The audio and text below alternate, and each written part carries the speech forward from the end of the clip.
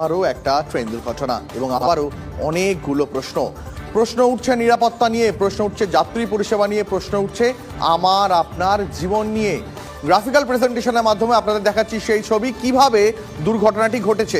আমি একটু সহজ করে আপনাদের বুঝিয়ে বলি। একটি মালগাড়ি যাচ্ছিল পাশের লাইন দিয়ে। প্রথমে মালগাড়িটি লাইনচ্যুত হয়, মালগাড়িটির কয়েকটি বগি পাশের লাইনে এসে পড়ে। পাশ দিয়ে সেই সময় যাচ্ছিল মুম্বাইগামী এক্সপ্রেস। ট্রেনটির গতি ছিল অনেক বেশি, 115 থেকে 135 কিলোমিটার প্রতি ঘন্টায়।